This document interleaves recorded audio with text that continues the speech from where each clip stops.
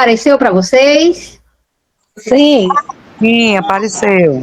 Sim, apareceu. Tá ótimo. Vou ver se ele se mexe. Se mexeu? Mexeu. Perfeito.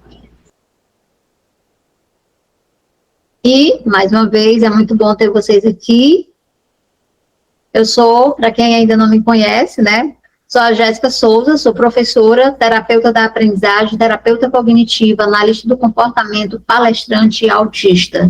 Eu descobri que tinha autismo aos 45 anos e eu digo para vocês, é muito prejuízo na vida de um ser humano, mas, ao mesmo tempo, eu costumo dizer, o autismo, qualquer outra coisa que possa aparecer na vida de um adulto, não é sentença. É só uma condição de você ser e você tem que partir para cima para resolver essa questão. Os prejuízos são grandes, mas nós temos em 2025, a gente vai ver, 2025 nós temos muitas formas de ajudar as pessoas e de nos ajudar. E essa é a primeira jornada, e o nome dessa jornada de hoje nossa é o propósito da intervenção. Nós temos que entender antes de intervir. O que acontece muito nas escolas, nas clínicas e em casa, é que a gente está muito na experiência nossa, do que a gente acha que pode fazer. No nosso amor. O amor é muito importante, o amor é a coisa mais poderosa que tem na nossa vida, mas sem técnica, sem estratégia, a gente não vai poder fazer muita coisa pela nossa criança, pelo nosso filho ou nosso aluno. Nós temos que amar e saber o que fazer. Eu ouço muito de mãe, que eu estou fazendo treinamento parental com pais online, e eu escuto muitas mães, muitas mesmo, que até antes do treinamento, ela se culpava muito por maltratar a criancinha dela, porque ela não sabia que aquilo que ele estava fazendo era hiperfoco. E aí ela batia nele. Que aquilo que ele estava fazendo era seletividade alimentar. E ela batia nele, tudo ela batia nele, porque ela achava que era birra, achava que era malcriação, e na verdade era o autismo. E aí ela chorava muito. Hoje ela super compreende, ela ama e agora ela tem estratégia, porque essa que é a condição. Se você está envolvida, você vai conseguir ler, você vai conseguir fazer, você vai estar realmente fazendo a coisa. Então é por isso que o amor é importante. Sem o amor a pessoa não se envolve, simples assim. E a gente vai começar agora, nesse momento, é o que eu costumo chamar de olhar além do autismo. E o nome desse momento que a gente vai ter aqui agora, certo? Porque, assim, o objetivo dessa jornada nossa é fazer com que as famílias, os professores, profissionais da saúde, vejam até além do diagnóstico, consiga se conectar com o ser humano por trás dos comportamentos. Porque, às vezes, a gente olha muito só para o comportamento do TOD, para o comportamento do TDAH, para o comportamento do autista, e a gente tem que ver além. Então, o foco é mudar a forma de ver e de agir diante do autismo, ou qualquer outro atraso do neurodesenvolvimento, certo? Então, o olhar que enxerga além do TEA é muito importante, ele deve ser trabalhado. Então, a gente vai iniciar aqui, isso aí se chama o mapa do olhar. Eu vou colocar na tela frases incompletas. E você vai completar de acordo com o seu pensamento, tá bom? É a resposta inteiramente pessoal sua. Você pode escrever no chat, você pode escrever num papel aí do ladinho. Só deixe suas respostas registradas aí do lado, que a gente vai precisar delas, tá bom? Então, eu vou colocar aqui na tela para você as perguntas e as frases. Então, nós temos essas 3 frases. Quando vejo um comportamento desafiador, eu costumo sentir, aí você completa, certo? Complete, o que é que você sente quando você vê um comportamento que te desafia? Pode desafiar você ou outra pessoa, mas o que é que você sente? Completa aí.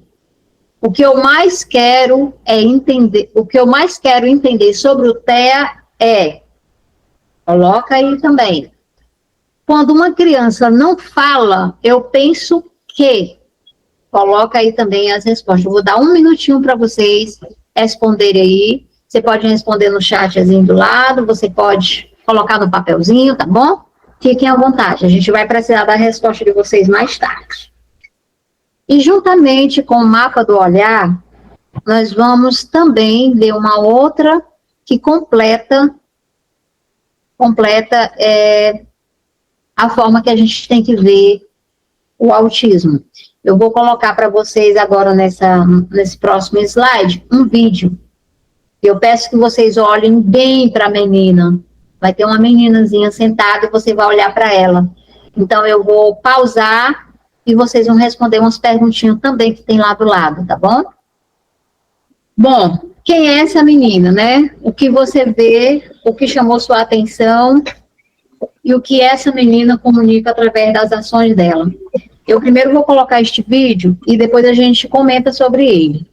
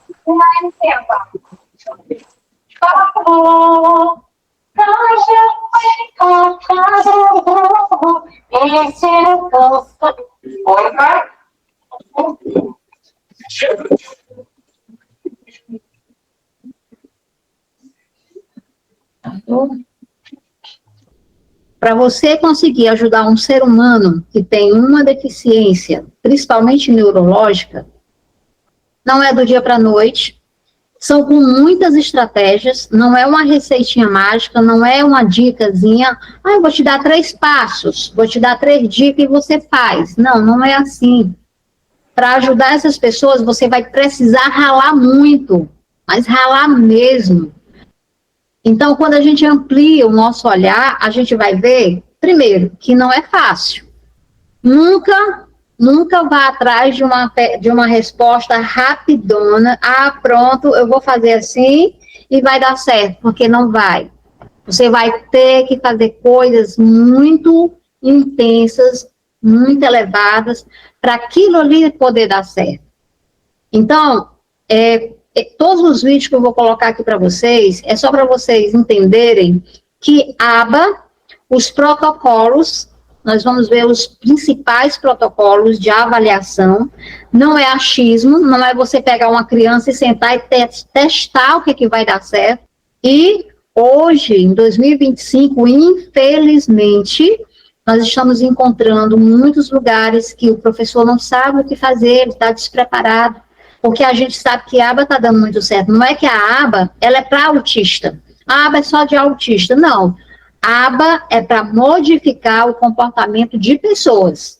Agora que está dando muito certo com o autista, aí eles estão usando, que é o que a gente precisa entender. Aqui na nossa cidade, a gente tem que levar a aba para as escolas, a gente tem que levar a aba para as clínicas, a gente tem que ter aba dentro da nossa casa. Se a gente tem um filho com autismo, a gente precisa saber a aba, porque senão a gente não vai ajudar o nosso professor. Nosso professor sabe tudo de aba, sabe tudo, mas aí na casa dessa criança que tem autismo, a mãe, a avó ou a cuidadora não sabe. Então não adianta nada o professor de AE estar ali, ou o AT está ali, ou a escola está ali fazendo aba com essa criança, ou esse adolescente, e ele chega em casa e não tem o mesmo, a família não tem o mesmo conhecimento para dar um complemento. E essa criança, esse adolescente também na clínica, o terapeuta não sabe, ele não sabe aplicar aba para ajudar a escola e ajudar a família. Antes do diagnóstico, existe uma história, gente, existe uma emoção, uma potência. Então, o olhar clínico, ele se opõe, certo? Ele não vai se opor ao olhar humano, pelo contrário. A gente ama e a gente tem as estratégias. Não adianta só amar, não adianta só ter a estratégia. A gente tem que amar e ter estratégia, que é para esse olhar se ampliar. Então, enxergar além do TEA é ver o sujeito inteiro, e não somente o sintoma isolado. Por isso que eu comecei por lá. Ela já, ok, para você ver o início dela, como é que ela estava. certo? Então, a gente não pode ver a pessoa sozinha, isolada, sem a questão que está em torno dela. O diagnóstico, ele é um ponto de partida, ele não é um limite. O diagnóstico não pode limitar um ser humano. Ele não pode, olha, a mãe não pode chegar, a mãe, eu digo a mãe, porque a maioria são mulheres que cuidam dos seus filhos com autismo, mas ela não pode chegar na escola e já ir dizendo, olha, meu filho tem TOD.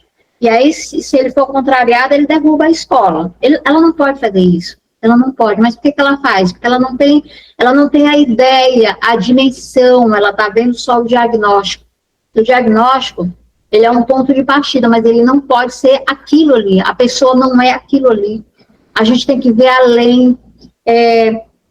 Ver além significa reconhecer que cada comportamento comunica uma necessidade. O que parece resistência pode ser medo. Às vezes você olha para a criança, ela está resistente, ela não quer fazer o que você tanto lutou, ajeitou, mas ela não faz. Ela está com medo, muitas vezes, ela está com medo de fazer aquilo. Às vezes, o que parece desinteresse, a criança não está nem aí, pode ser sobrecarga sensorial, e você não tem a mínima ideia que aquela pessoa está desinteressada porque ela está tentando se regular naquele ambiente. Então, a gente tem que começar a trocar essa pessoa é assim, ou essa pessoa está reagindo assim por algum motivo. Só beber um pouquinho, gente, porque o ar-condicionado está de frente para mim. É interessante, Jéssica. Eu posso falar? Pode, deve. Interessante. Eu dentro do meu quarto com minha filha para dormir.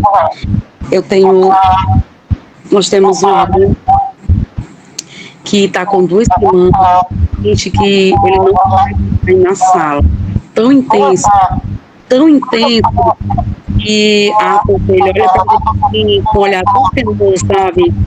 A gente tenta ajudar de todas as formas. E eu estava na minha sala, que eu tenho um horário que eu acompanho os pais, a parte bilíngue, e ele só quer entrar nessa sala que a gente fica, os professores, né? E ele senta, ele abre o armário, empurra o sofá e deita. Aí as meninas ficam, vamos, ele não entra mais em sala, não quer, tá com resistência. Aí eu, vamos entrar, eu lhe acompanho, aí fazendo todo o manejo, ele não vou. Aí ele olhou, aí eu olhei assim, mas por quê? Por que você não quer ir? O que tem lá na sala? Vamos lá que eu lhe ajudo. Aí ele, eu não quero ir. É muito lotada. Isso me chamou tanta atenção que me cortou assim um coração. Ele disse, é muita gente, eu não consigo.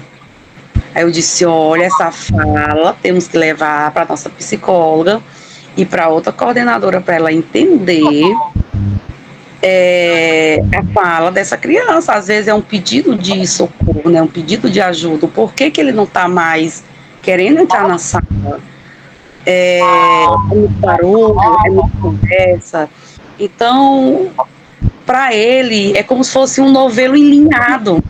Por isso que ele não consegue. Sim. Aí foi aonde a gente está começando, mas infelizmente as salas, elas estão assim, entre aspas, lotadas. Olha, aqui a gente vai ver na jornada que a prática, o treino, a palavra de ordem no momento é treinamento. As escolas precisam de treinar. Tudo na nossa vida é treinamento. Tudo que a gente fez desde o dia que a gente nasceu até hoje é treinamento. Quando a gente aprendeu a andar, a gente não começou logo, levantou e correu. A gente foi treinando aos poucos até conseguir caminhar. Então, você leva para a escola um trabalho para o professor, um PEI da vida, e você vai só ler. E o PEI, ele não é leitura, ele é treino. Você vai pegar a aba, você vai pegar o protocolo BibMap e você vai construir o PEI. Eu só estou trabalhando com esses 3. Eu não quero mais do que isso para mostrar para a escola, para a família e para a clínica que a gente pode fazer muito com a aba, BibMap e o PEI. Só são essas 3 coisas. E são muitas coisas que a gente precisa aprender sobre esses 3. Aqui, eu vou colocar para vocês um slide, esse aqui. Esse slide, eles são os fundamentos práticos, gente, para a gente lidar com a outra pessoa, para a gente lidar com o nosso aluno, com o nosso filho, com o nosso cliente, com quem a gente está atendendo, que tenha TEA, que tenha TOD, que tenha TDAH, enfim. O princípio da compreensão funcional, qual é a descrição? A descrição é, todo comportamento tem uma função.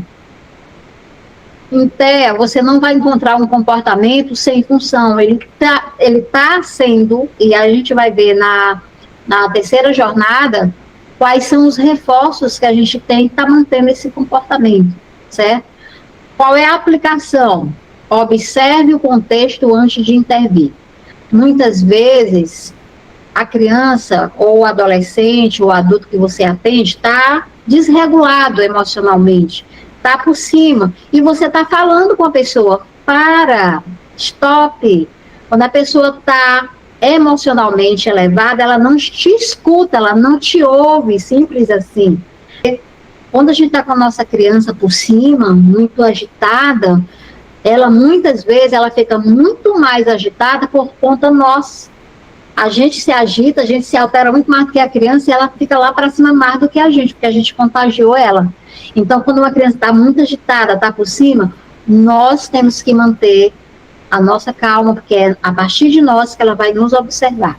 Se uma criança está muito agitada, ela está muito e você diz assim, fica calmo, e quanto mais você pede, mais você grita, mais você faz caras e bocas, essa criança está te lendo, ela está te ouvindo, então vai ficar muito difícil ela te escutar, né? Então esse princípio aí da compreensão funcional, ele precisa ser levado muito a sério. O outro é a empatia ativa, escuta e acolhimento antes de corrigir.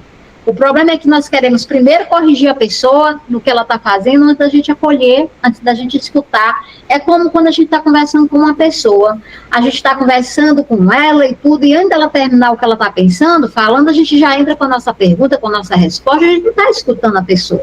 Então, quando a gente está com a nossa criança, o nosso adolescente, é do mesmo jeito. Às vezes a gente não está escutando o que ele está dizendo, a gente não está acolhendo, a gente quer logo fazer a correção. A aplicação seria qual? O que a criança está tentando me dizer? Deixa eu escutar essa menina, deixa eu escutar esse menino. Por que que ele está agindo assim? Então, quando você escuta de verdade, você olha além da pessoa, você consegue acolher, você consegue olhar, você consegue realmente entender. Você não está voltada para você e eu tenho que ir embora, esse menino agora com essa agitação. Meu Deus, meu filho, se acalma. Não, você não está preocupada com a pessoa, certo? Então, esse acolhimento e essa escuta, ela vai muito de quem nós somos, do que a gente está fazendo.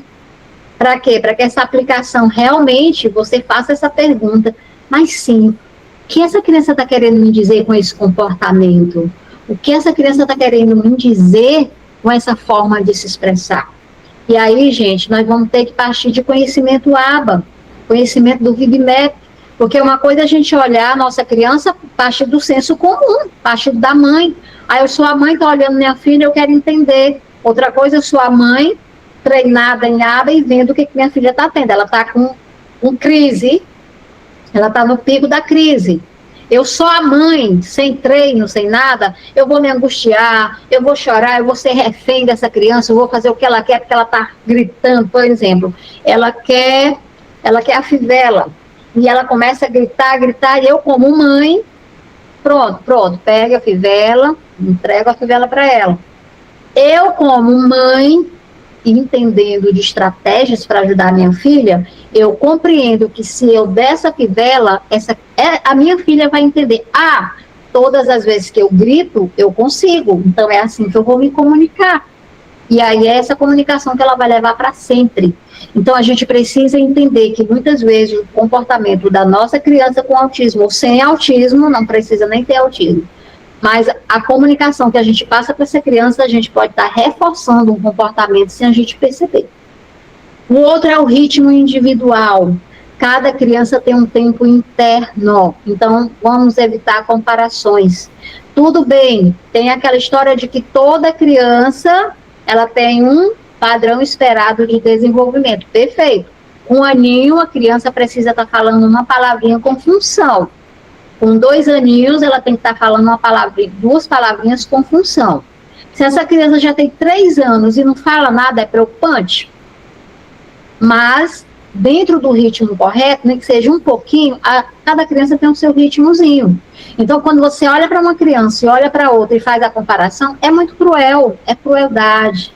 Porque uma criança, ela é dessa forma, específica, e a outra é de outra forma.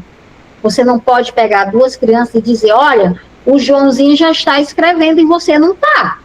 O Joãozinho já está fazendo assim e você não está. É muito cruel fazer isso, gente. É muito cruel. Então, a gente tem que perceber esse ritmozinho individual das nossas crianças. A outra coisa é a potencialidade como foco, certo? Olhar para o que a criança faz e buscar o que está faltando nela. O que seria isso? É manter o que ela já sabe, mas não só olhar só aquilo que ela não sabe. Ah, o João não sabe fazer isso aí não, gente, nem bota, ele não sabe fazer, nem adianta, não é assim. Olhar para aquilo que está faltando é olhar, acolher, entender e intervir. Ah, o Joãozinho não sabe olhar no olho, então a gente vai intervir aí. O Joãozinho não sabe fazer tal coisa, então é aí que a gente vai intervir. Mas a gente vai olhar para as 2 coisas, olhar para aquilo que ele já sabe fazer, e muito bem, mas aquilo que ele não sabe, a gente vai olhar e intervir com muito cuidado, com muito respeito e muito carinho. Então, aqui na potencialidade, você vai reforçar avanços, mesmo que seja bem pequenininho, mesmo que a criança consiga, ou o adolescente, que a gente tem autistas, adolescentes com autismo, mesmo que seja bem pequenininho, mas a gente precisa, sabe, olhar para eles e dizer assim, olha, tá tudo bem, isso aí foi maravilhoso, isso aí foi perfeito, certo? Porque quando você olha para a pessoa que você está atendendo, você tem que observar várias características neles e ouvir. Você tem que ver, entender, e muitas vezes você vai ouvir um silêncio e compreender o silêncio daquela criança.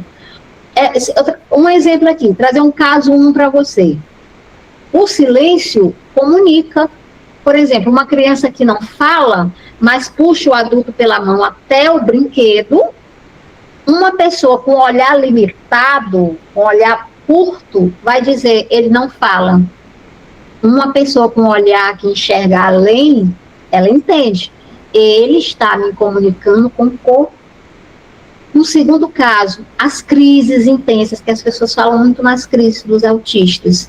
Uma menina grita e se joga no chão, ou o meninozinho grita e se joga no chão. Um olhar reducionista, um olhar que olha bem pouquinho, vai dizer assim, essa criança é agressiva. Um olhar ampliado, um olhar treinado, vai dizer assim, ela está pedindo ajuda para regular algo que não está entendendo. É isso que uma pessoa que estuda, que treina, que tem as estratégias corretas, vai pensar. Então, é para isso que a gente tem que fazer. Unir o amor à técnica, certo? Este vídeo que a gente acabou de ver mostrou essa profissional aí, ela abarca todas as características. A transformação que ela fez na vida dessa menina foi gigantesca. Baseada em quê? Principalmente na forma de olhar. O olhar faz toda a diferença da família, da escola, dos profissionais de saúde, certo? O olhar é a partir dele que nós vamos trabalhar toda a questão de deficiência, de capacitismo, de tudo. E cada um de nós temos um tipo de papel de olhar. Nós temos a forma como a família olha, a forma como a escola olha, a forma como o profissional da saúde olha. A família é o primeiro espelho da criança. A escola é o espaço de convivência e aprendizagem social. O profissional da saúde tem a técnica.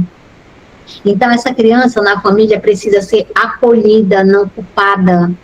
E ela não precisa ser mimada. Ela não precisa os céus e a terra na hora que ela quer. Pelo contrário, nós temos muitas famílias que acham que quanto mais protege, mais dão esse amor, é diferente de superproteção. Quando a gente super protege nossa criança, a gente está desprotegendo ela. quando eu amarro o cadastro do sapatinho dela, quando eu boto comida na boca dela, quando ela grita, grita, grita, eu acabo cedendo com o que ela quer, eu estou tirando todas as oportunidades dela se desenvolver. Eu estou sendo refém dessa criança de alguma forma. Baseada em amor, sim, mas não na técnica. Porque, lógico, quando a gente ama nosso filho, a gente não quer ver ele sofrer, a gente não quer ver ele gritar, a gente faz tudo pelo nosso filho e está errado. A gente está desprotegendo ele, a gente está tirando a independência dele, certo? Lá na escola, o olhar pedagógico, ele precisa de sensibilidade para adaptar, não para excluir.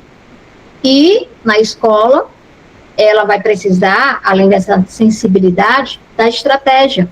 Não adianta ter sensibilidade se eu não sei o que fazer. Eu olho para uma criança chorando, em crise, e eu estou muito sensível a ela, eu gosto muito dela, mas eu não sei o que eu vou fazer. Eu não sei como acalmá-la. Eu não sei o que está desregulando ela. E tudo isso é treino. A gente treina o ambiente, a gente treina a fala, a gente treina o olhar, e aí a gente treina tudo isso para ajudar essa pessoa, além do amor, certo? O profissional, ele vai traduzir comportamentos em caminhos possíveis de desenvolvimento. Então, os nossos profissionais da saúde, ele tem essa competência. Esse estudo é para ter. Quando você leva a sua criança, o seu adolescente para um terapeuta, você quer resultados. Por isso que ele tem esse olhar. Ele tem que ter esse olhar para ajudar a escola, para ajudar a família. Porque ele sozinho, ele não vai a lugar nenhum também, não. Quando você leva a sua criança para um terapeuta, ele não faz milagre. Eu tive que devolver uma criança, tinha uns 10 anos na época, porque a primeira coisa que eu faço quando eu vou atender é trazer a família. Eu quero a família comigo. Eu treino essa família. Você me dá a sua criança, o seu adolescente, você vem comigo. Você vai entender o que eu estou fazendo com ele. O treinamento parental. Eu vou treinar você, como é que você vai fazer com a sua criança. Então, você não vem só pegar ela lá fora e ir embora, não. Você vai ter 10 minutos comigo para eu te treinar o que você vai fazer na sua casa. E aí a família achava tudo muito difícil, que tinha muita demanda. Se você tem uma criança, você não pode dizer assim, eu tenho muita demanda, eu tenho pouco tempo. Ah, isso está ruim. É responsabilidade nossa. Nós temos que dar o nosso jeito para que aquela criança ou aquele adolescente tenha realmente o resultado que a gente quer. A gente não pode se esconder, às vezes, infelizmente, digo para vocês, eu estava atendendo uma mãe que ela me confessou, Jéssica, eu estava me escondendo mesmo atrás das minhas demandas, atrás do meu dia cheio de coisa, atrás da minha ignorância de não saber o que fazer. Eu estava me escondendo, não vou mentir para você, estou sendo muito franca, ela falando para mim, né? Eu achei muito bonito da parte dela, ela falar isso para mim. Porque é verdade, muitas vezes a gente se esconde porque a gente não tem como ajudar, certo? A gente não tem o que fazer. A gente só tem o amor, a gente só tem a preocupação, a gente não tem a técnica. E aí, a gente não pode fazer isso, certo? A gente não pode. A gente tem que ir atrás dessa técnica. Quando a escola, quando a família, quando o terapeuta, quando todos olham na mesma direção, a criança, o adolescente ou o adulto, que a gente tem adulto com autismo, gente, com transtorno, com deficiência, com dificuldade, seja qual for, sabe, a natureza, mas eles começam a se enxergar de forma mais segura. E é imprescindível compreender o que é o transtorno do espectro autista, sobre a ótica da análise do comportamento aplicada, sobre a ótica da ABA, reconhecendo sinais, níveis de suporte, estratégias, práticas de intervenção no dia a dia. Ou seja, eu falo muito desse olhar, certo? O olhar que enxerga além do TEA tem que ser um olhar ABA. ABA. O TEA não é uma sentença, ele é uma forma diferente de perceber o mundo. Nosso papel é compreender o comportamento e oferecer um suporte. Não é tentar apagar o diferente. Ah, eu quero levar meu filho para a terapia porque eu quero que meu filho seja normal. Está errado. Ah, eu quero que meu aluno faça terapia porque eu quero que ele seja normal como os outros alunos. Está errado. Tá muito errado isso daí. As pessoas com tela não são iguais. E entender isso é o primeiro passo para você fazer um atendimento realmente de verdade. Tem que entender que todos são diferentes. A pergunta não é qual o nível do TEA, mas sim qual o nível de suporte, ou a palavrinha suporte, que essa pessoa precisa para se desenvolver, certo? Eu vou colocar aqui para vocês 3 vídeos e você vai me dizer qual é o nível 1, qual é o nível 2, qual é o nível 3, tá bom? Eu vou colocar aqui para vocês esses 3. Eu vou ver se eles estão completos também, porque às vezes eles não ficam. Ó, eu vou colocar esse primeiro aqui.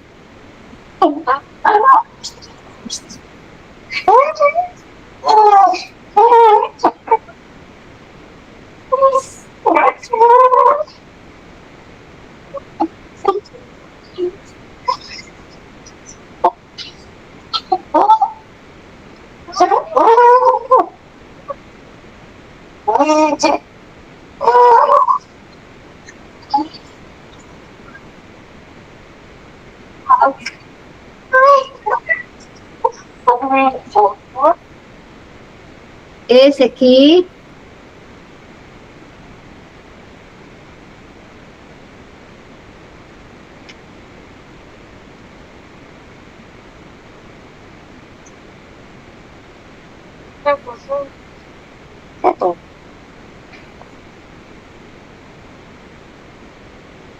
E esse aqui.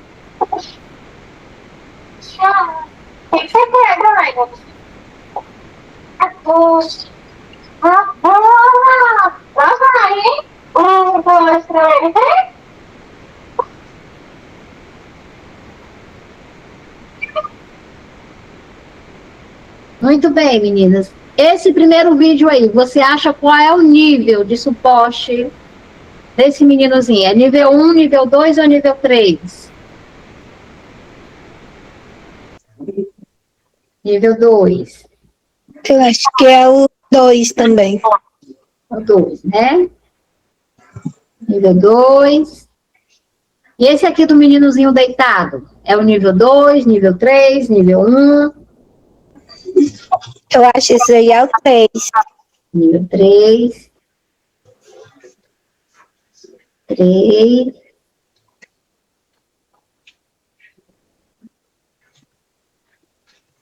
E essa? A Dani? Eu acho que é 1. Dani? Nível 1. Nível 1. Você percebe aí as diferenças na forma de comunicação, como eles se comunicam no contato visual ou na interação, você observa. O TEA, ele é um transtorno do neurodesenvolvimento e ele vai ser caracterizado por dificuldade na comunicação social, padrões restritos e repetitivos de comportamento, interesses ou atividades. Então, o TEA é um espectro. Ou seja, existe uma grande variação de habilidades e necessidades. Não é mais aquela criancinha que vai para o campo e fica balançando o corpinho para lá e para cá e todo mundo é autista. Não. Hoje nós temos um monte de autistas com uma variação enorme de necessidades e habilidades. O nível 1, ele requer suporte. Suporte apenas. Ele tem a comunicação verbal presente, ele consegue se expressar, mas com dificuldade na reciprocidade social. Por exemplo, ele tem dificuldade de manter diálogo, de interpretar ironias, ele é muito literal, ele muitas vezes não lê sinais visuais, se você está triste, se você está alegre, certo?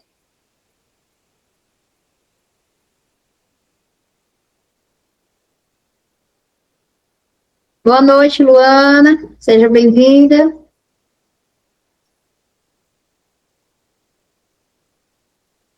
Então, ele fica com essa dificuldade. Ele pode, ou ele ou ela, né? Menina, principalmente, pode parecer que é tímido, ou que está no mundozinho lá dele ou dela, ou que tem fixado em interesses específicos. E o nível 1 tem dificuldade em lidar com mudanças e frustrações. Ele tem dificuldade, gente. Mas o nível 2, que requer um suporte substancial. O nível 2, você de cara, você percebe que ali é nível 2 e o outro é nível 1. Por quê? Porque no nível 2, a comunicação verbal, ela é limitada e é com ecolalia. O que é ecolalia? É a repetição de um som, de uma palavra que não tem função. O nível 2 também tem dificuldade significativa em manter interações sociais.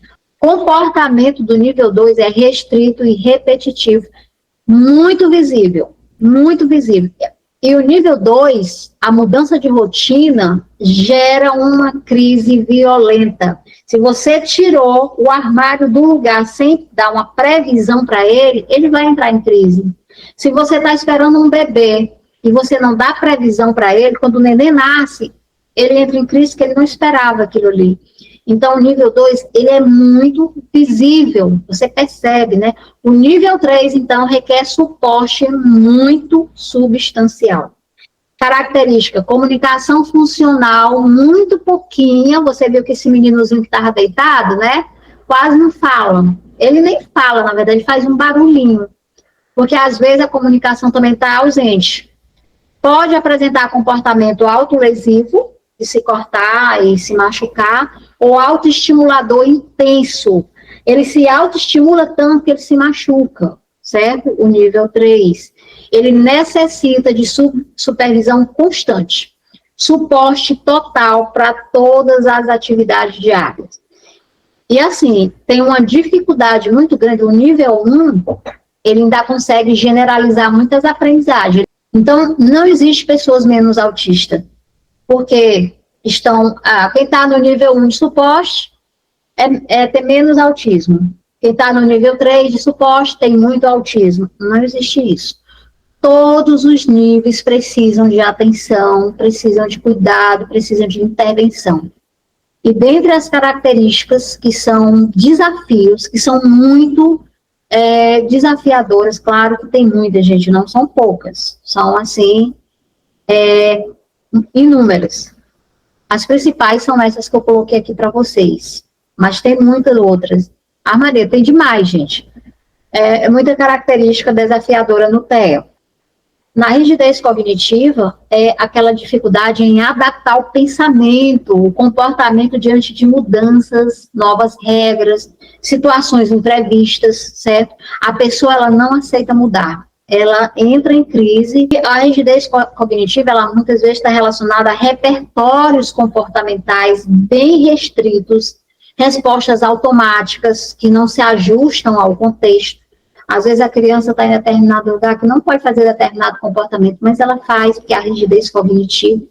Às vezes o aluno não está aprendendo, não é porque ele não saiba, é a rigidez cognitiva que está impedindo ele aprender. Então, na análise do comportamento, a rigidez cognitiva, ela é analisada funcionalmente. Quer dizer, a função dela como um padrão de comportamento governado por regras, com reforçamento que mantém o padrão fixo. Por exemplo, regra interna. Fazer de conta que eu tenho uma regra interna. Eu digo, tudo precisa estar no meu lugar, sabe? Tudo precisa estar aqui, nada pode ser tirado. Situação, alguém muda um objeto de posição. Meu comportamento, eu entro em crise, eu resisto, eu recuso, eu não quero. Qual é a função desse comportamento?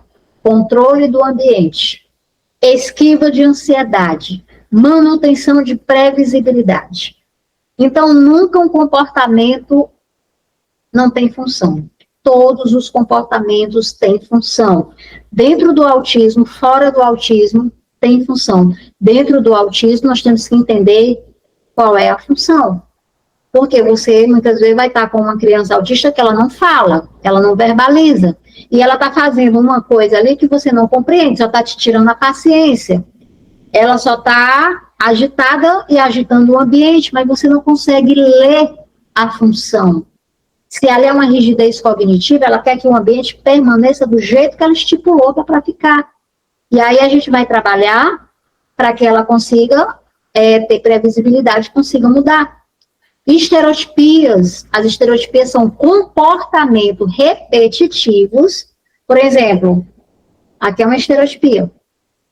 Fica se mexendo para lá e para cá, para lá e para cá, certo? Eles são invariáveis, são muitos, e aparentemente eles não têm função. Uma função social. Você vê a pessoa ali fazendo, mas para você não tem sentido.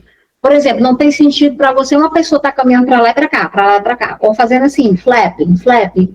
Para você não tem sentido, né? Mas tem muito sentido para a pessoa que está fazendo.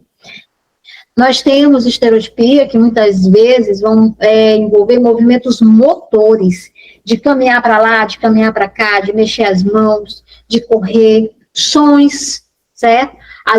Não sei se vocês têm alunos assim, mas às vezes ele tem a estereotipia vocal. O hiperfoco. Hiperfoco não é superpoder.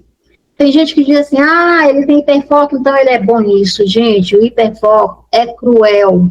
Ele traz ansiedade, ele traz muita doença mental. Quando a gente pega o hiperfoco de uma criança que ela é muito boa em matemática, é ótima, sabe, o hiperfoco dela é matemática, ela é muito boa, e a gente sabe direcionar, deixa de ser um sofrimento. Mas hiperfoco, geralmente, ele te traz muito sofrimento, certo?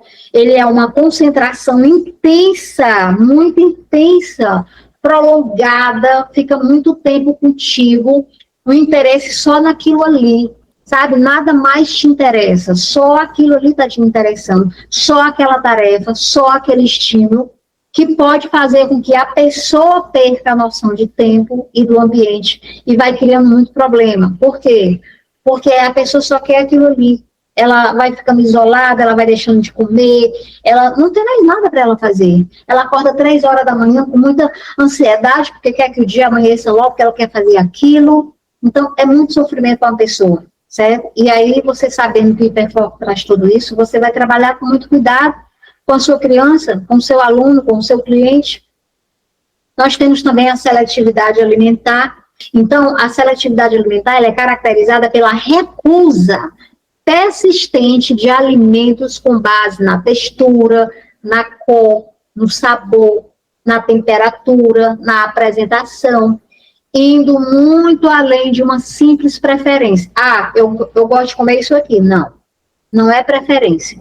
Seletividade alimentar não é preferência. É uma coisa que precisa ser trabalhada. Por quê? Quando a criança gosta só daquilo ali, muitas vezes, fica faltando os outros nutrientes no corpinho dela para ela se desenvolver. E assim, é comum em crianças com TEA ter essa seletividade alimentar devido a fatores sensoriais, a agressividade, que as pessoas pensam, autista é agressivo? Não, autista não é agressivo.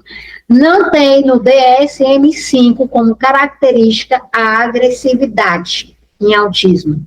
Mas, Jéssica, ele quebra a escola, ele quebra lá em casa, ele quebra a clínica, o que é isso? Às vezes ele vai ter um TOD, às vezes ele vai ter transtorno do sono, às vezes ele vai ter N coisas à parte que vai provocar a agressividade, mas só o autismo não é agressivo. Quando você vê um autista com agressividade, alguma coisa está acontecendo extra, porque autista não tem, lá no DSM-5 não tem. Característica do autismo, a agressividade, não existe, certo? A agressividade, ela não é um problema de comportamento, ela é uma forma de comunicação funcionalmente aprendida, mantida por consequências do ambiente. O que é esse funcionalmente aprendida? Fazer de conta que a sua criança, o seu aluno ou o seu cliente aprendeu que quando ele grita, ele se joga no chão, e aí você está cansada, você entrega, ele entendeu o quê?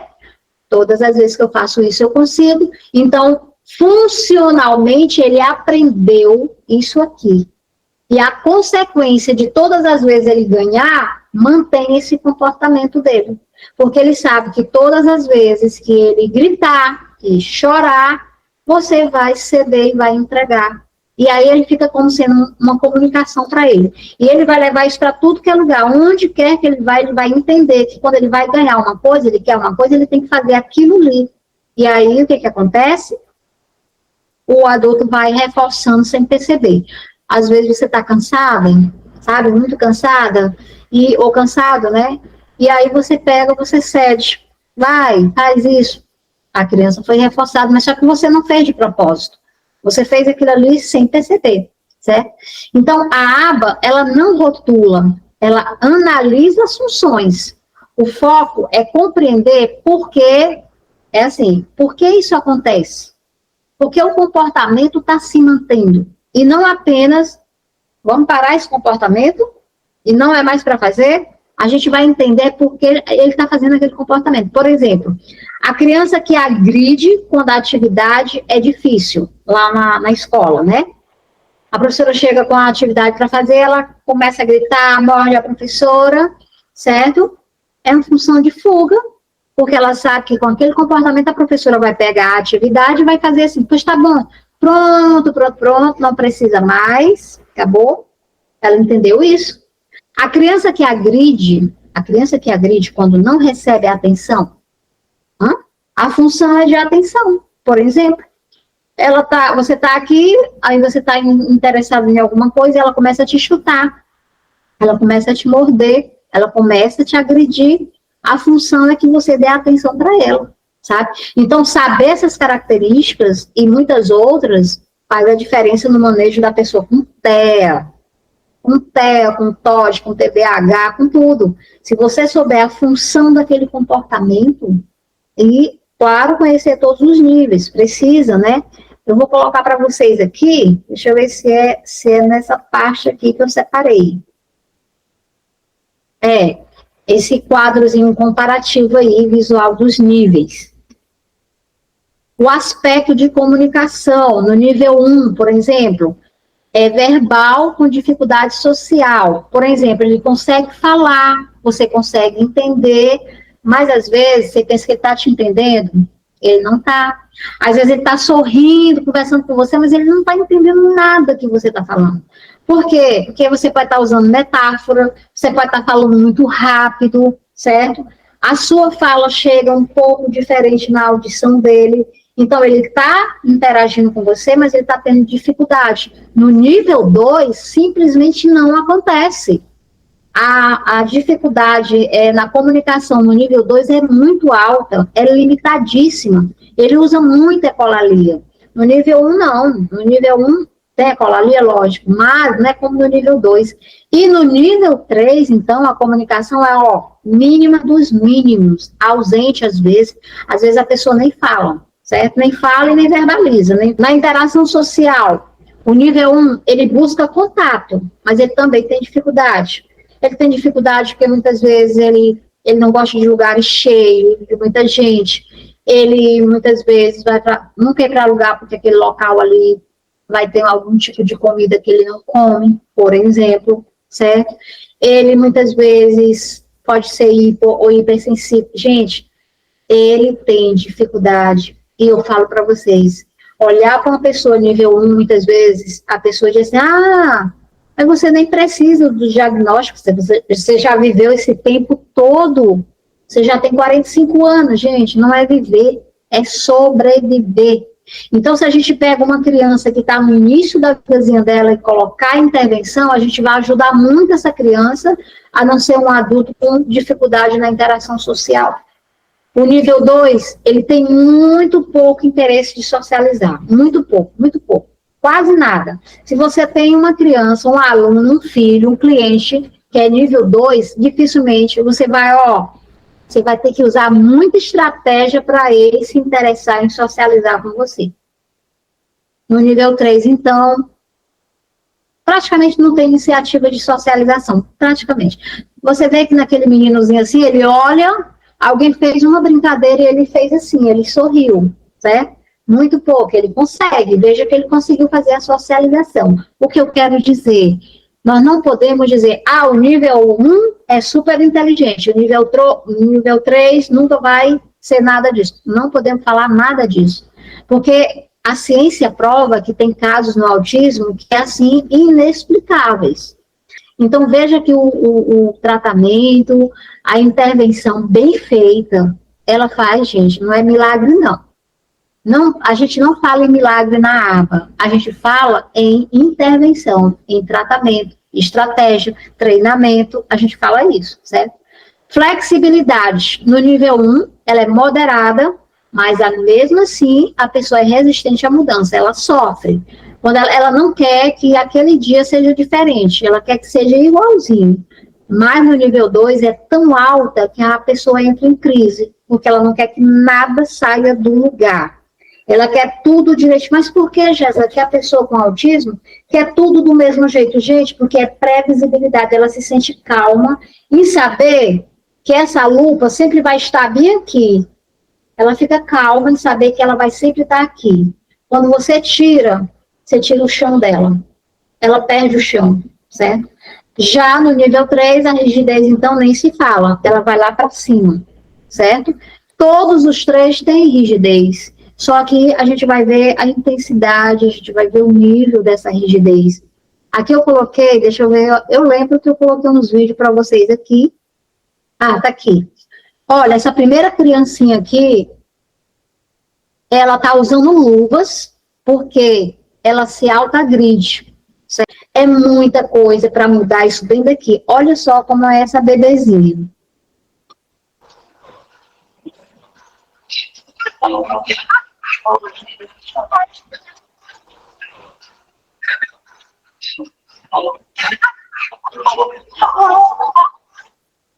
Se ela tirar essa luva, ela simplesmente se machuca, certo? Ela simplesmente se machuca.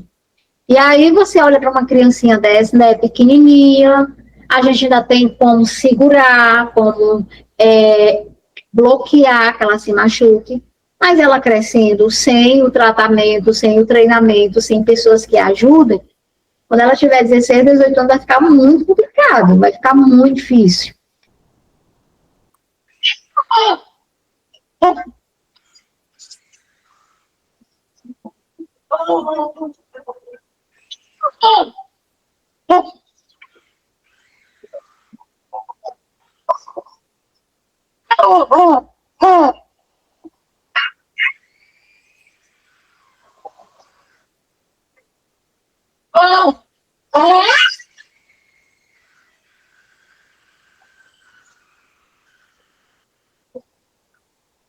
Aqui nós temos só alguma dessas estereotipias, mas existem. Você pode identificar as atitudes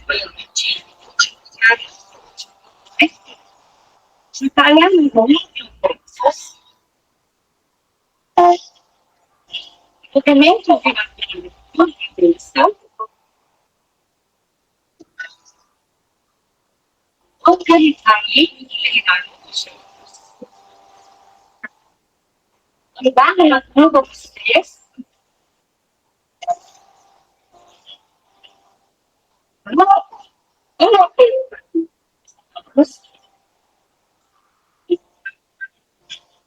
Para ficar no saco 20. Já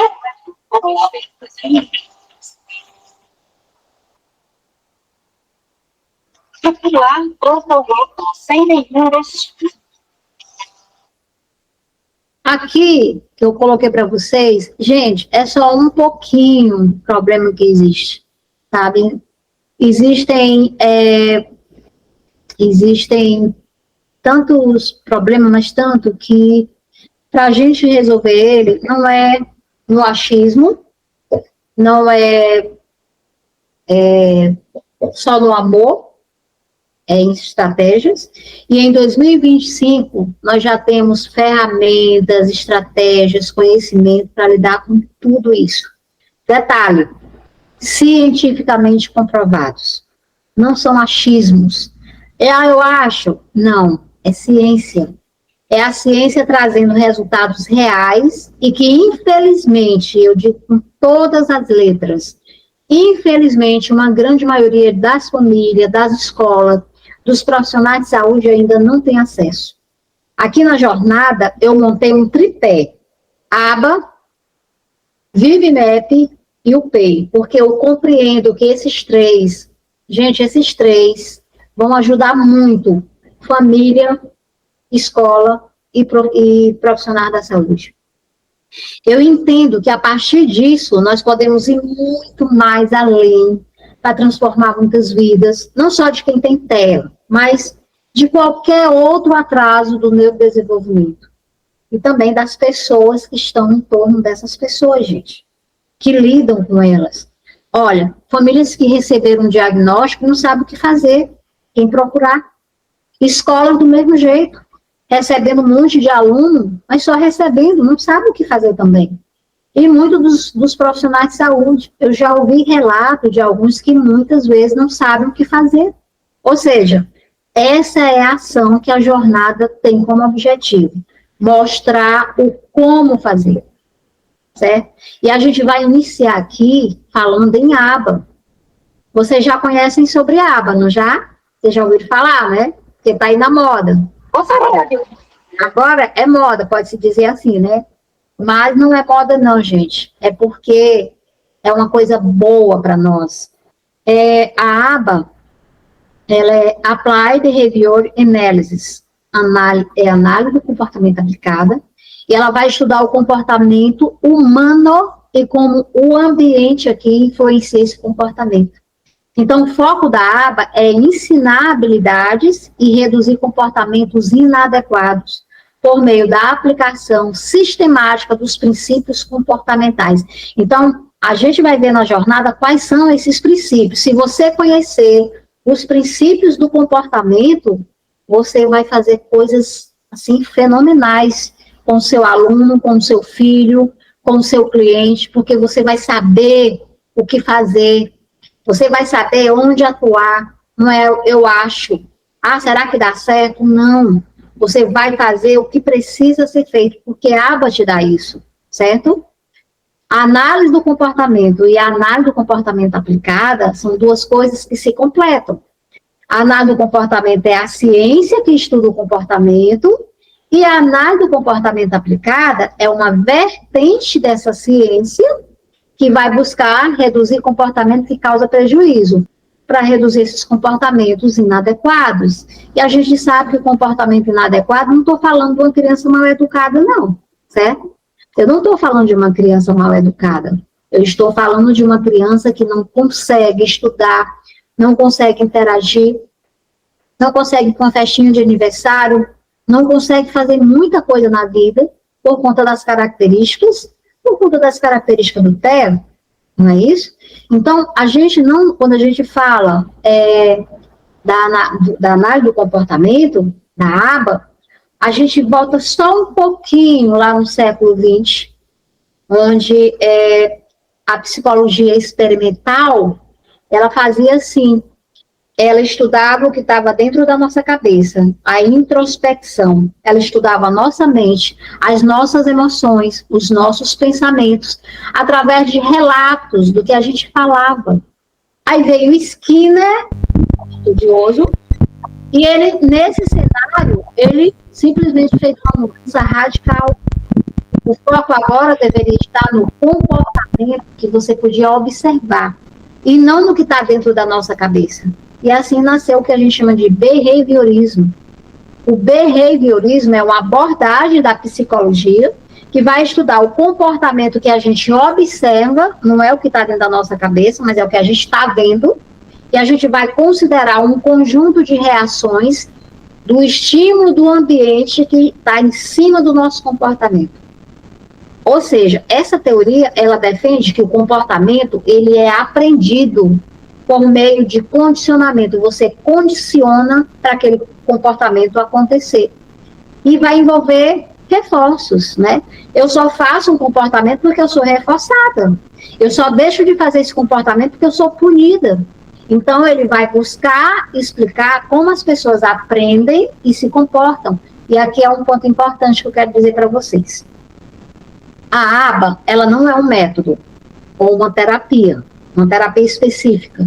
Ela é uma vertente da ciência, que é a análise do comportamento, e ela vai buscar compreender como esse ambiente aqui que a gente vive ele vai influenciar no meu comportamento. Como eu vou aplicar um conhecimento para gerar mudanças positivas e duradouras. Mas a aba também ela vai muito além de ensinar comportamento. Ela vai ensinar a aprender, ela vai ajudar a pessoa a desenvolver a autonomia, a comunicação, a habilidade social, a emocional.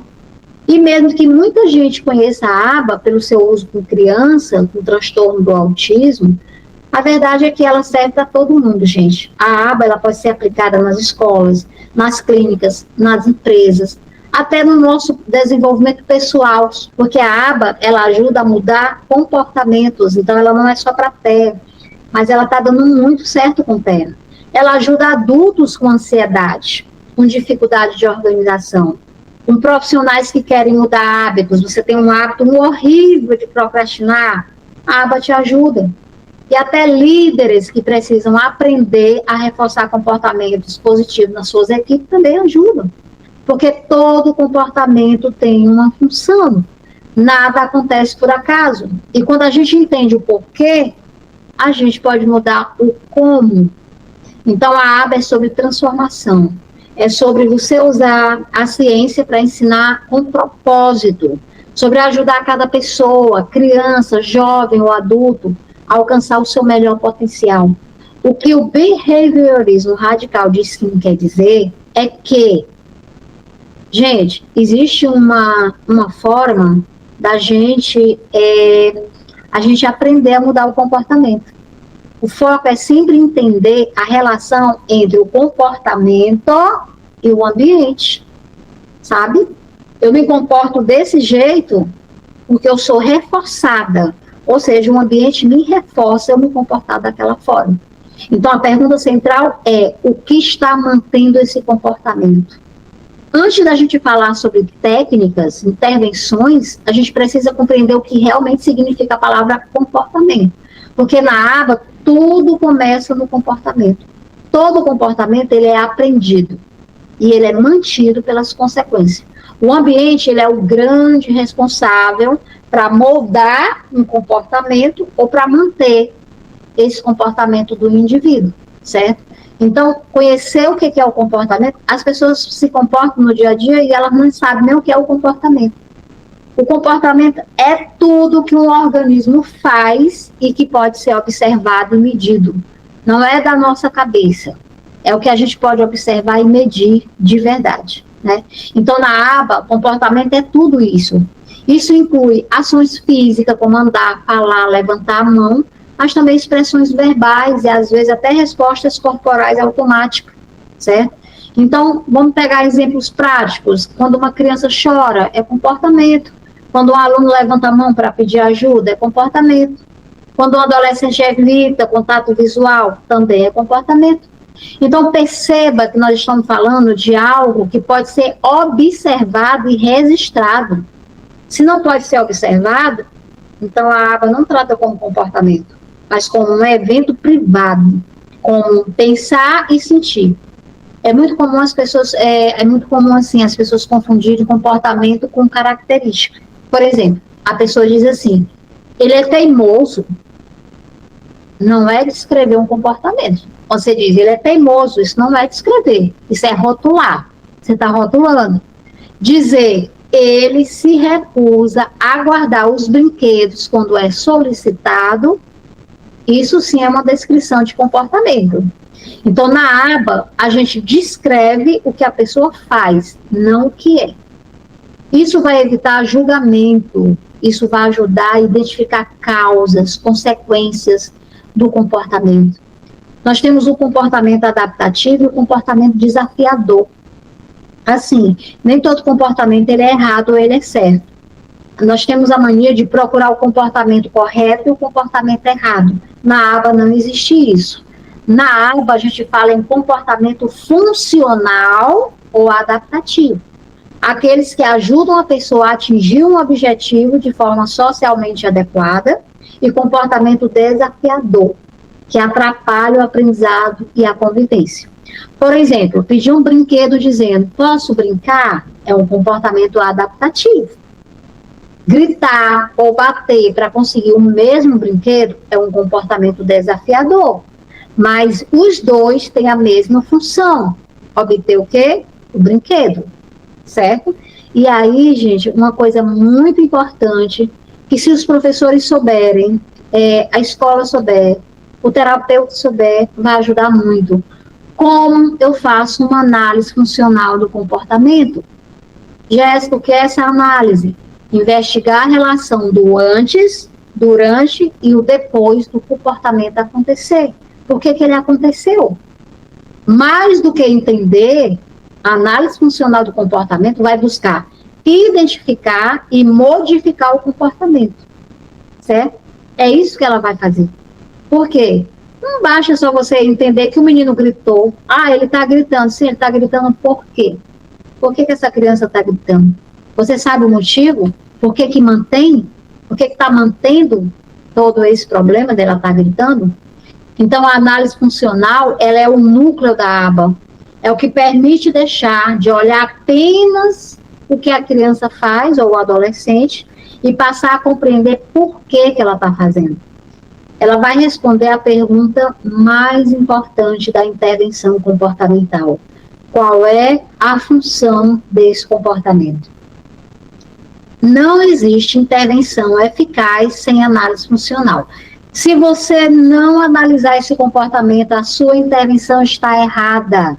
A sua intervenção vai fracassar, porque você analisou de forma no achismo.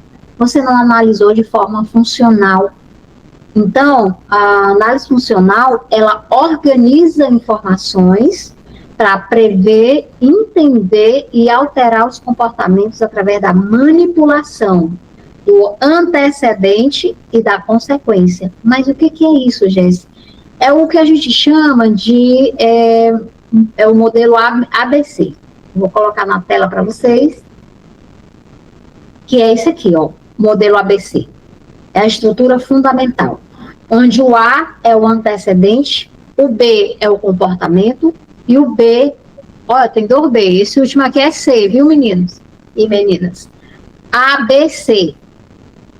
O C é consequência. O A, B, C, o A, a criança vê a boneca. O B, o comportamento dela, a criança chora. O C, que é a consequência, a criança ganha a boneca. O comportamento de chorar foi o quê? Foi reforçado. Por quê? Porque ela ganhou o que ela queria, certo? Então, o ABC é um modelo descritivo da sequência que sustenta um comportamento. Para descobrir a função de um comportamento, a gente vai usar essa análise ali, ABC. A relação entre os três componentes, antecedente, que é o A, tudo o que acontece antes do comportamento, pode ser demanda, instruções, presença de pessoas específicas, é o estímulo ambiental, é a troca de atividade, é o nível de ruído, de luzes, é a negação, você não pode fazer isso, é a retirada do brinquedo, tudo isso pode ser o antecedente. O antecedente, ele não causa isoladamente o comportamento, mas ele aumenta a probabilidade dele acontecer. O B, que é o comportamento, é qualquer ação que você vai observar e vai mensurar, vai colocar uma notazinha ali. Você vai quantificar. Então, não é interpretação, emoção, rótulo. Exemplos bem corretos que você pode ver. Gritou em alto volume por 10 segundos.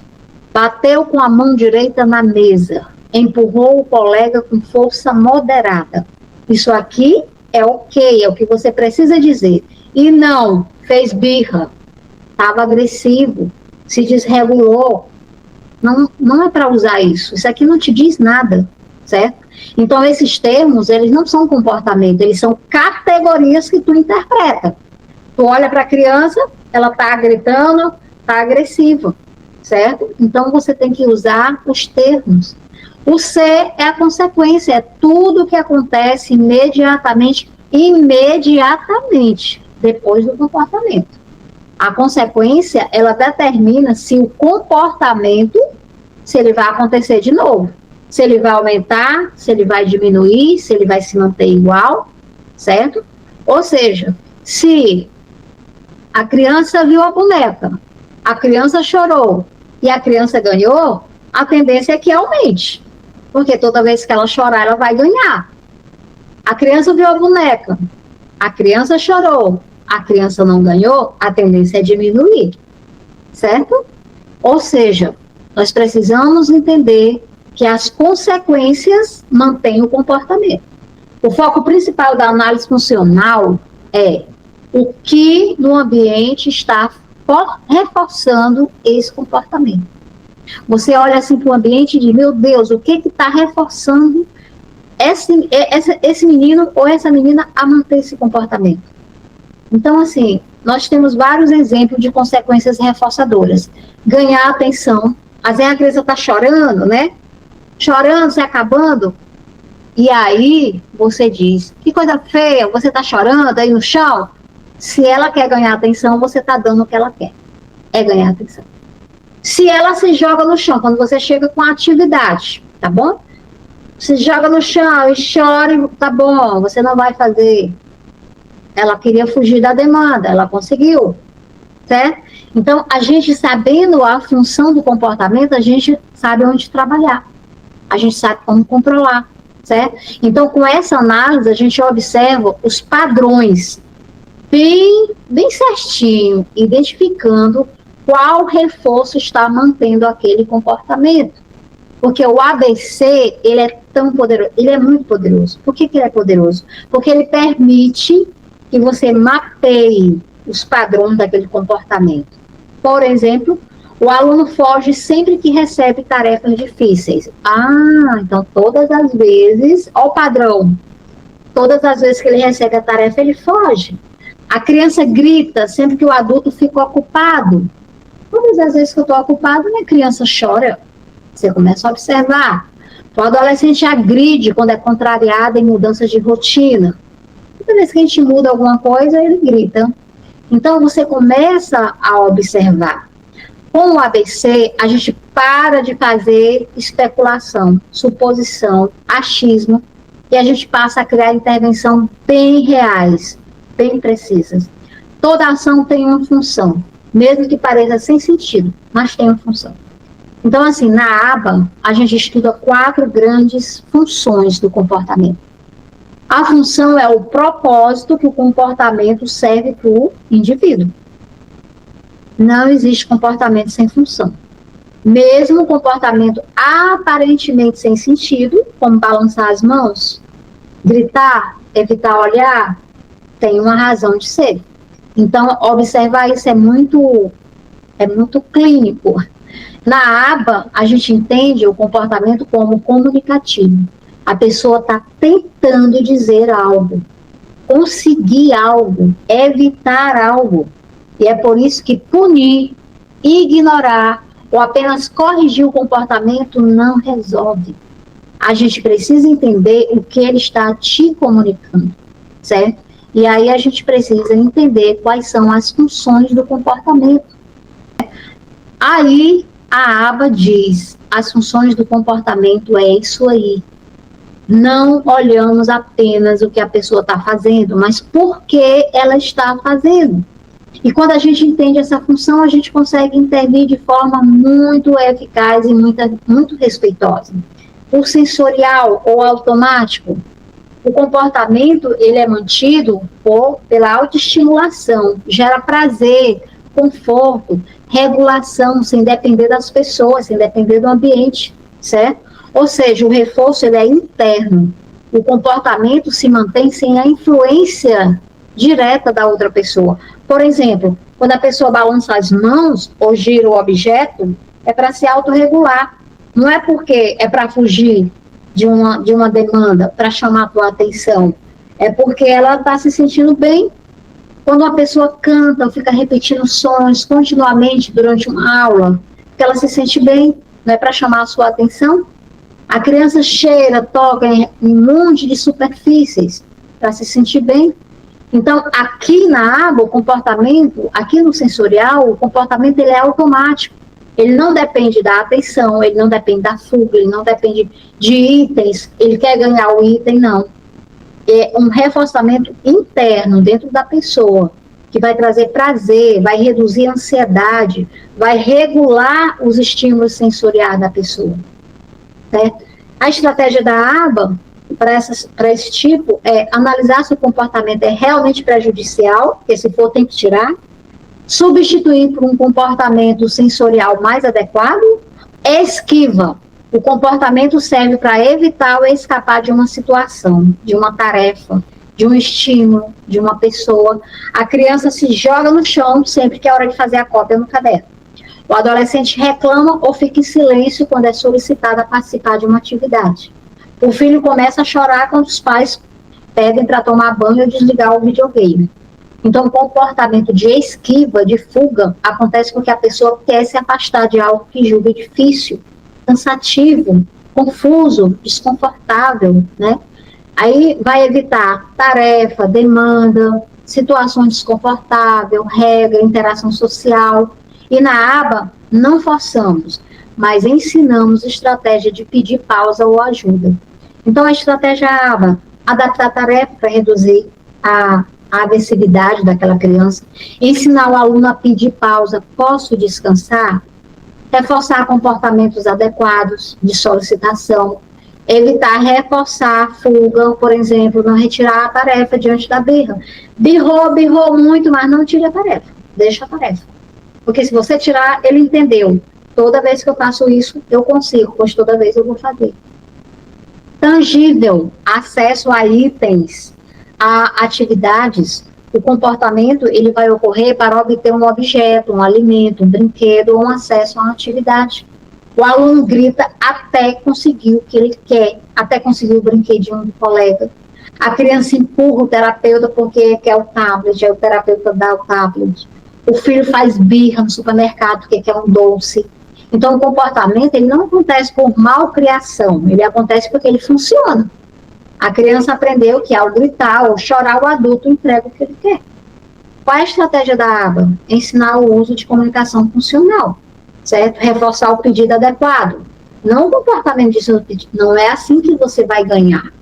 Não é assim que se pede. Então, você vai ensinar o comportamento adequado para ele e a aba te ajuda. Fazer treino de espera e tolerância daquela frustração, ver como a criança aguenta. Porque frustração é só o que a gente tem no mundo. Não tenta proteger teu filho, teu cliente ou teu aluno de frustração, porque é só o que tem no mundo. A atenção, né, é outra coisa. A gente precisa avaliar. O comportamento vai acontecer porque quer a atenção de outra pessoa. Pode ser uma atenção positiva ou negativa. Por exemplo, quando o aluno fala alto ou faz piada durante a aula, porque o professor e os colegas vão olhar para ele. A criança grita durante a sessão porque quer que o terapeuta venha e brinque com ele. O irmão mais novo bate no mais velho porque sabe que os pais vão intervir. O ponto-chave é que a atenção, mesmo quando vem de uma forma de bronca, é um reforço poderoso. O comportamento se mantém porque gera um contato social. Por isso, a gente precisa ensinar formas adequadas de buscar atenção, como pedir ajuda, chamar pelo nome, levantar a mão e iniciar uma conversa. Qual é a estratégia aba? Reforçar positivamente pedidos de atenção adequado. Ignorar comportamentos desafiadores, ponto seguro, né? Por exemplo, ele está aqui, quer alguma coisa, ele vai fazer um comportamento de se morder, você não vai ignorar. Deixa ele se morder.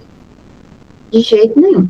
Você vai fazer a expressão de mármore, não vai falar nenhuma palavra, vai bloquear, se ele for pequenininho, melhor ainda, vai bloquear, mas não vai dizer nada.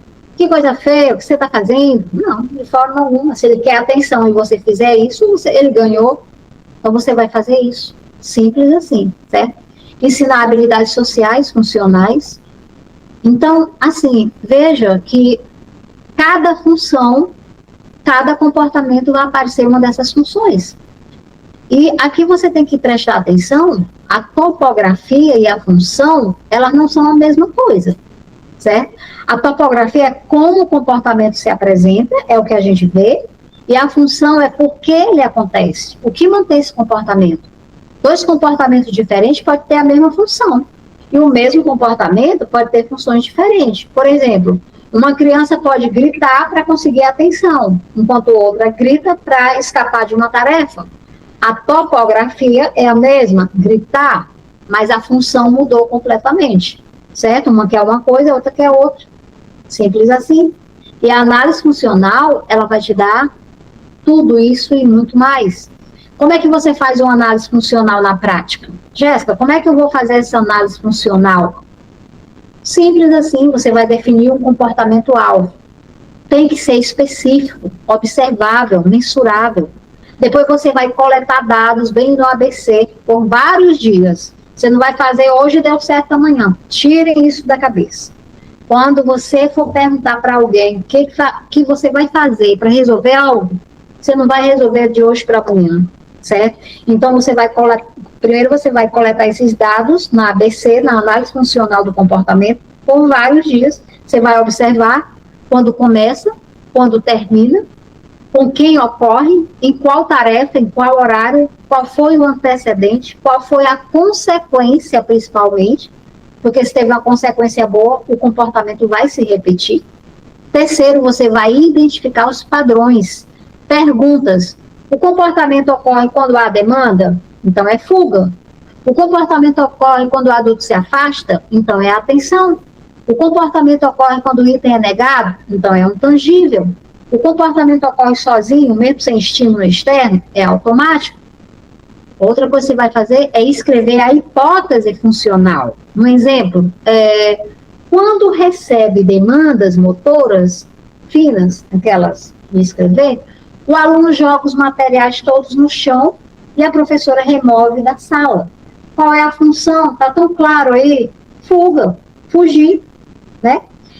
Outra coisa, criar intervenção baseada na função.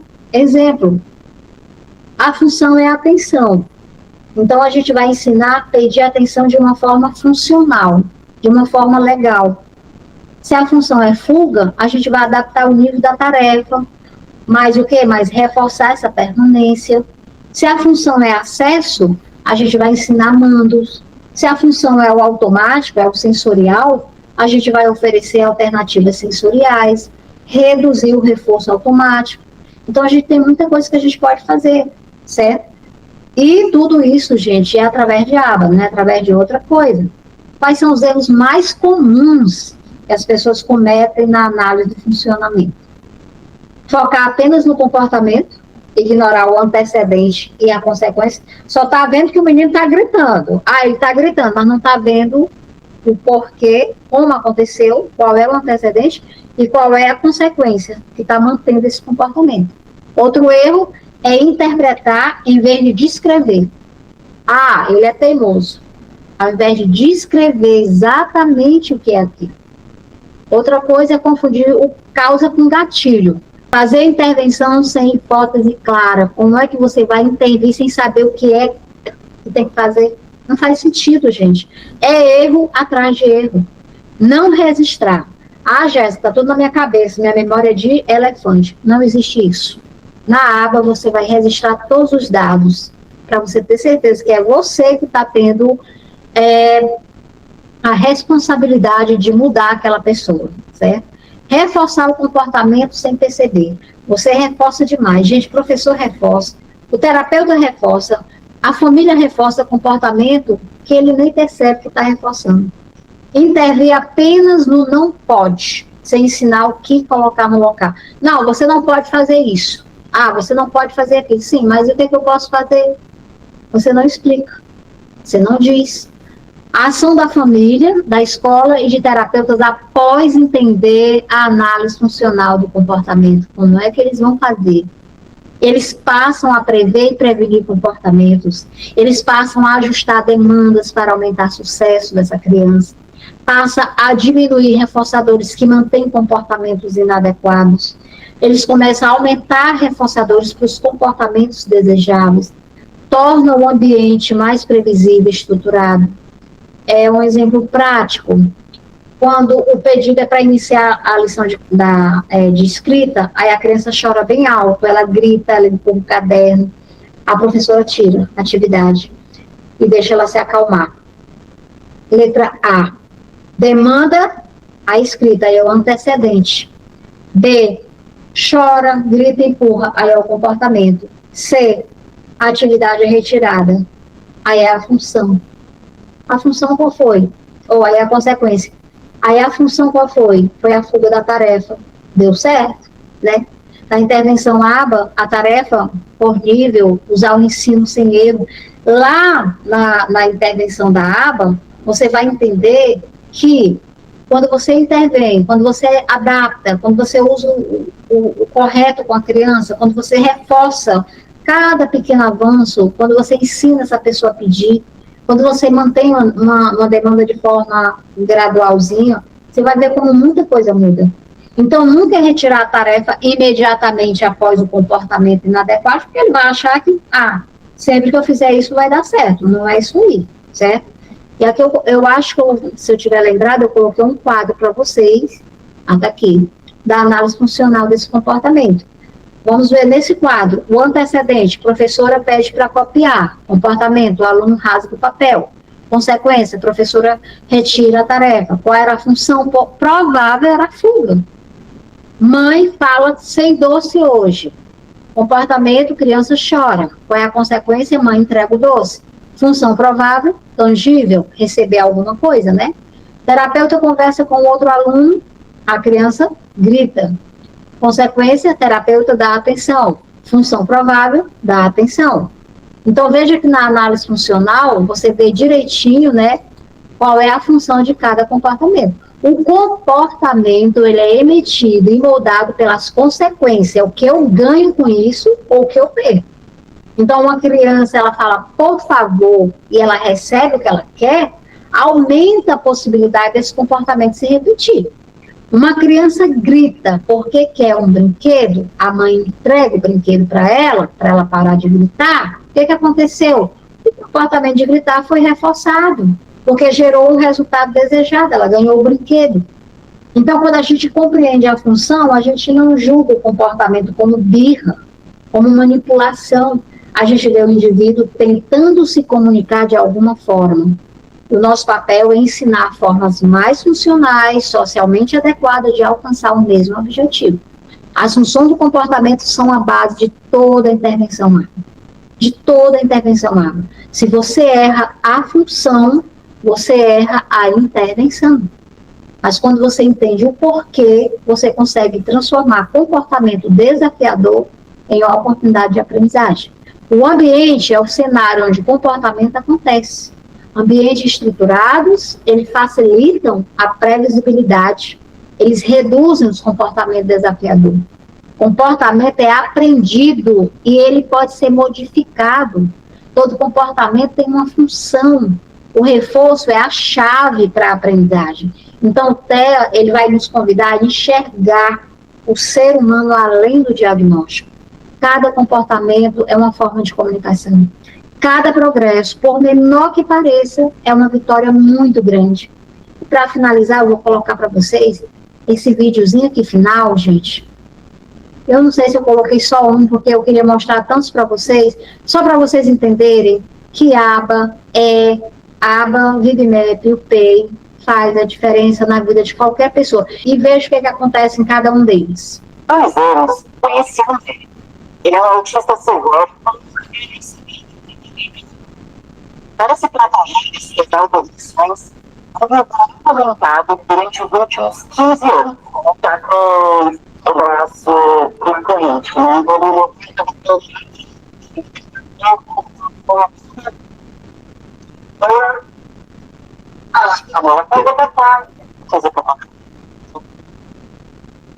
Assim que Marisa vai para a cozinha, André consegue se soltar. Essa é a jogo. Durante mais de 40 minutos, acompanhamos dezenas de autoagressões. Faz que a nossa reportagem foi ao ar, 2 clínicas particulares se uniram e capacitaram uma equipe multidisciplinar de voluntárias, especialmente para cuidar de André. No meu retorno a Fernandópolis, encontro André assim, vivem distantes.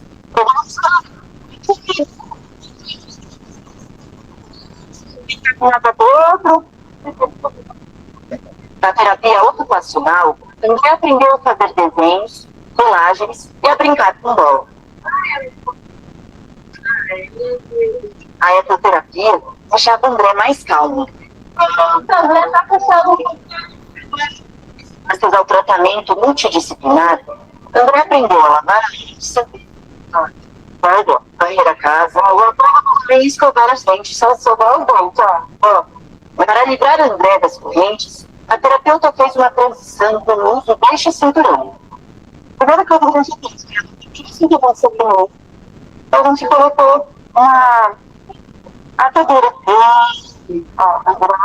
aí eu ficava usando esse cinturão por 7 meses até conseguir ficar completamente solto. Sim, mas sabe que você também solta?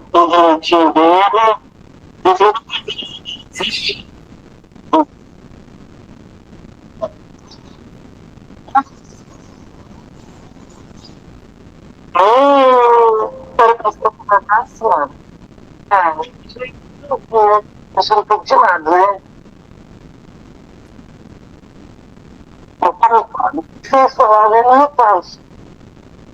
Gente, ver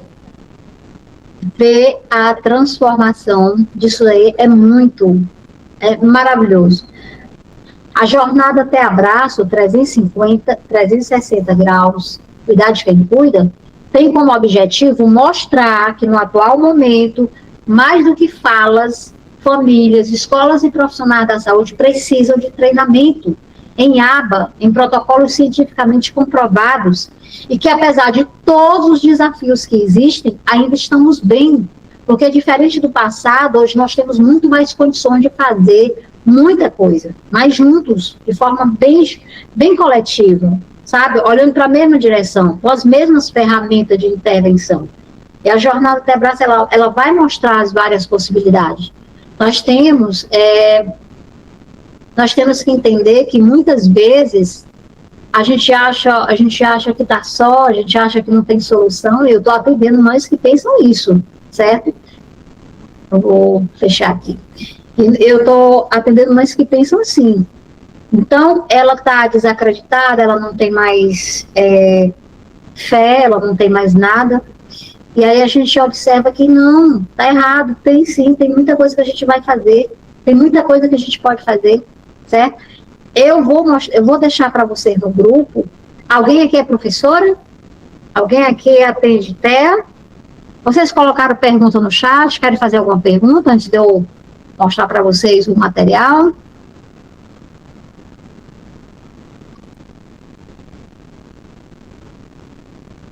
Aqui tem uma pergunta.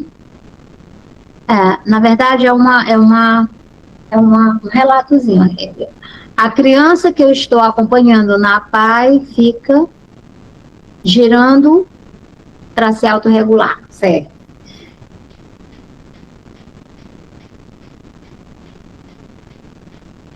Aqui a Josiana é professora, Aurilene. A claridade, gente, não está deixando eu ler direito, viu? Se vocês quiserem falar também no microfone, fiquem à vontade. Então, assim, gente, hoje eu queria deixar claro, nesse primeiro dia de jornada, o comportamento, o olhar no comportamento, nós temos que fazer isso. A mudança de comportamento através da análise funcional do comportamento, que é o modelo ABC, e que o comportamento tem função. Você não pode olhar só para o seu aluno com TEA e achar que ele está fazendo só um comportamento. Tem uma função. E a gente vai aprender como fazer isso aqui na jornada até abraço. Desse assunto, ficou claro para vocês? Eu gostaria de falar, assim, porque não dá para falar, porque você explica tão bem, e você consegue prender a atenção da gente, que se a gente falar, vai interromper o seu raciocínio ou vai tirar o nosso raciocínio. Então, eu prefiro, aprendi aqui com você, tem que ouvir tudo, que você fala tudo bem, calmo, explicado. Eu estou amando conhecer esses conhecimentos, porque você dá exemplo de teoria e você dá um exemplo a senhora, professora, né? Dá um exemplo prático. Então, é como se tivesse tirado assim uma venda dos meus olhos, porque até então eu estava só nas teorias. Sim, Auri. Muito bom ouvir isso, Auri. Porque o meu objetivo na jornada é mostrar para vocês que é muito possível, sim, a gente ajudar as nossas crianças com TEL, com TOD, com TDAH, com altas habilidades. Isso aqui serve para todo mundo, sabe? Sim. Então, eu aprendi, eu estou amando aqui, anotei. E teve um momento que eu saí da cama, porque eu estou na cadeira não muito confortável, estou num lugar calor, e às vezes eu fico todo desmontada aqui na cadeira, mas... Não, eu vou viu, Auri? Eu vou montar os slides todos para vocês no módulo e dar para vocês. Esse slide vai pro módulo, viu? Que maravilha. Eu vou separar desse primeiro dia aqui da jornada. O material já está todo pronto. Eu só vou agora os slides, montar o módulo e colocar lá para vocês. Tudo bem, muito bem. Eu amei, eu gostei demais. Não tem pergunta porque você explica muito bem, a gente fica encantada, assim. Se a gente for perguntar alguma coisa, vai só lhe atrapalhar, tirar seu raciocínio. Agradeço muito, viu? Alguém mais? Então, no mais, eu só quero agradecer a cada um de vocês que ficou aí até agora, viu? Que é 10h30, mais de 10h30, e muito obrigada, viu? Muito obrigada mesmo. Fiquem bem, fiquem em paz e até amanhã.